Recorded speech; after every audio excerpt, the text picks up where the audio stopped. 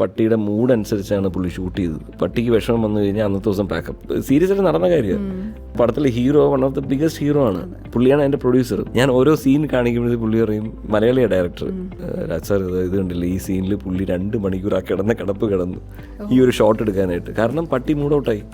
ഞങ്ങൾക്ക് മനസ്സിലായിട്ടില്ല. എന്നെ സംബന്ധിച്ച് ഒരു പട്ടിയുടെ സൗണ്ട് ഇട്ടാൽ അത് തീർന്നു. പുള്ളി പറയുന്നത് ഇത് ഈ ഇമോഷനിൽ കരയുന്ന സൗണ്ട് അല്ല, ഇതിന് വേണ്ടത് മറ്റേ വേറൊരു ഇമോഷൻ. ഇതിന് വേണ്ടിയിട്ട് എൻ്റെ ടീം പോയി ഈ ചാർലിയുടെ വോയിസ് എല്ലാ രീതിയിലും റെക്കോർഡ് ചെയ്തു. ചാർലി വിശക്കുമ്പോൾ കരയുന്ന ഇങ്ങനല്ല, ചാർലിക്ക് സങ്കടം വരുമ്പോൾ സൗണ്ട് ഉണ്ടാക്കുന്ന ഇങ്ങനല്ല. ചെറിയ മൂളലേ ഉള്ളൂ. ഈ മൂളലിൽ ഞാൻ തന്നെ ചോദിച്ചു, എങ്ങനെയാണ് എൻ്റെ പൊന്നാശാൻ എങ്ങനെ മനസ്സിലാവുന്നത്? എനിക്ക് മനസ്സിലാവുന്നില്ല. പുള്ളി പറയും ഇതല്ല. ഞാൻ പറഞ്ഞു ഇത് അല്ലെങ്കിൽ ഏതാണെന്ന് പറ.